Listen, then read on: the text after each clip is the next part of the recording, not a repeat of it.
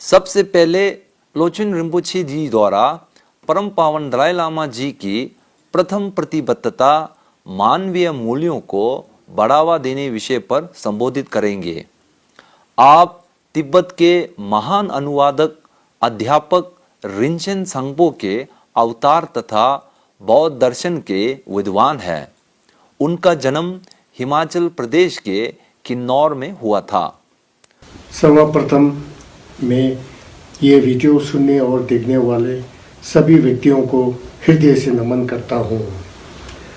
मुझे तिब्बती प्रशासन धर्मशाला की ओर से आदेश मिला है कि मैं परम पावन दलाई लामा जी के 4 प्रतिबद्धताओं में से पहले प्रतिज्ञा के विषय में कुछ बोलूं, वो भी हिंदी भाषा में, जो भाषा मुझे ठीक से नहीं आता। इतना ही नहीं, इस विषय पर बोलना बहुत ही कठिन होगा, क्योंकि परम पावन दलाई लामा जी के जो भी वाक्य है उनकी गहराई और सीमा का अनुमान लगाना किसी भी व्यक्ति के लिए कठिन ही नहीं बल्कि असंभव है।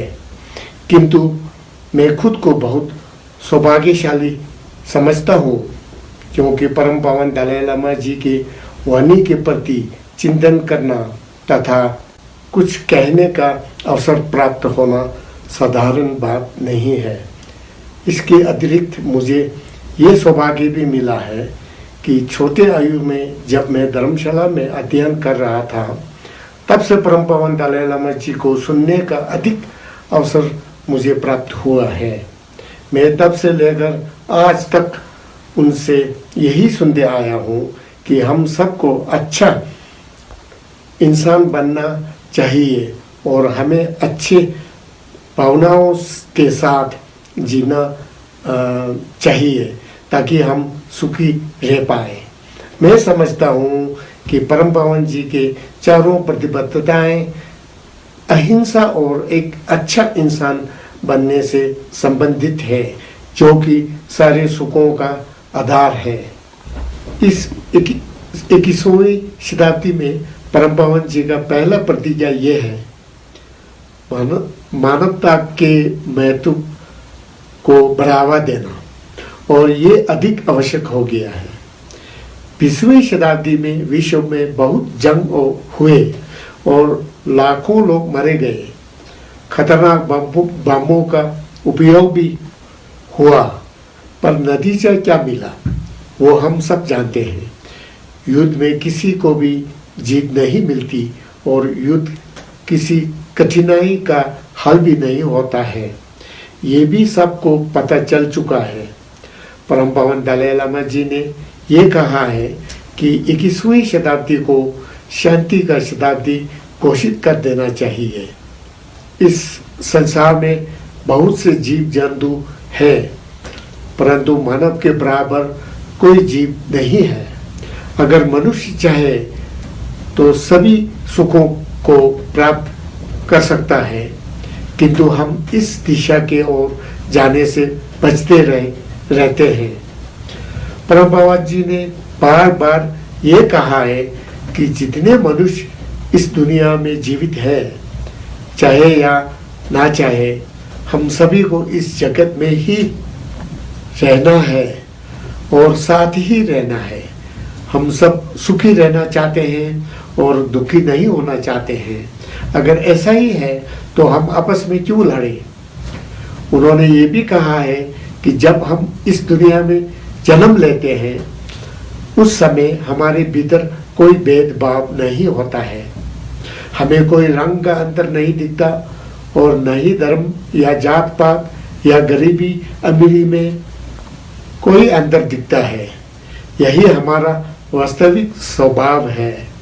धीरे धीरे हम इस पवित्र स्वभाव को संदूषित कर देते हैं और अनजाने में हम अपने जीवन में दुखों की स्थापना कर देते हैं। परम पावन जी ने विज्ञान का भी अध्ययन किया और बचपन से ही उनको विज्ञान के प्रति गहरी रुचि रही है। उन्होंने दुनिया की कई जाने माने विज्ञानों के साथ महत्वपूर्ण बैठकें और चर्चाएं भी किया है। आधुनिक विज्ञान के खोज में भी यही पाया है कि मनुष्य का वास्तविक स्वभाव शांत व पॉजिटिव है, और ये भी पाया गया है कि मनुष्य को शांत रहने में कई लाभ है, और अशांत होने पर वह जीवन के बहुत से सुखों को खो सकता है, चाहे स्वास्थ्य का क्षेत्र हो या अपने परिवार के आपस के रिश्तों के क्षेत्र में हो या व्यापार का क्षेत्र हो। इतना ही नहीं, आप अपने मन को शांत नहीं रख पाए तो विश्व में अशांत को विदृत कर सकते हैं। इसलिए परम पावन जी ने भरपूर प्रयास किया है और अभी भी कर रहे हैं, ताकि सभी धार्मिक संप्रदायों को एकजुट होके विश्व में भाईचारा को बढ़ावा देने का कार्य करें। सर्वप्रथम हमें यह जानना आवश्यक है कि अगर सभी मनुष्य सुखी रहे तो हम भी सुखी रह पाएंगे, और हम केवल अपने सुख के बारे में सोचेंगे तो कभी भी पूरी तरह से सुख को प्राप्त नहीं कर पाएंगे। विज्ञान ने भी यही स्वीकार किया है कि हम एक सोशल एनिमल हैं, इसलिए एक दूसरे के ऊपर 100% निर्भर है। इसलिए जब सब सुखी हो तभी हम भी सुख को प्राप्त कर पाएंगे।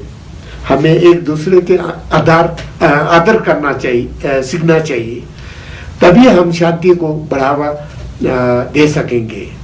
परम पावन जी हर समय हमें ये याद दिलाते हैं कि हमें ये नहीं भूलना चाहिए कि सर्वप्रथम हम सब मनुष्य हैं, इससे कम भी नहीं और अधिक भी नहीं है। हमारे आस्था अलग अलग हो सकती है और धर्म भी अलग अलग हो सकता है और रंग रूप भी अलग हो सकता है, परंतु ये सब अमुख्य प्रश्न है। इसलिए हम सभी को ये सीख लेना चाहिए कि हमें एक दूसरे के रंग रूप, विचारों, अमीरी गरीबी और अलग अलग आस्था को परे रखकर सभी को सम्मान देना चाहिए। विश्व में आस्थाएं और रंग रूप सब एक होना असंभव है। अनहोनी को होनी को कोई नहीं बना सकता है। पहाड़ को समुद्र कोई नहीं बना सकता, तो हम इस असंभव कार्य को संभव बनाने के प्रयास क्यों करें? हम अपने कीमती समय को व्यर्थ क्यों करें? अलग आस्थाएं और रंग रूप अलग होने से भी हम शांति से एक साथ रह सकते हैं। इसका मिसाल भारत है। भारत में सदियों से अलग अलग परिप्रेक्ष्य पृष्ठभूमि के लोग शांति से रह रहे हैं। बौद्ध दर्शन में यह भी कहा गया है कि अधिकतर हमारे समाज में जितने परेशानियां हैं उन सब का मूल कारण हमारा सोच ही है। इसलिए अगर हम सोच को परिवर्तित कर पाए तो ही विश्व की स्थिति बदलने की उम्मीद रख सकते हैं, वरना हमारी स्थिति अच्छे होने की उम्मीद बहुत कम दिखाई देती है। परम पावन जी ने ये भी बार बार जिक्र किया है कि हमारे पास दो प्रकार के चाहत हैं, एक शारीरिक सुख और दूसरा मानसिक सुख।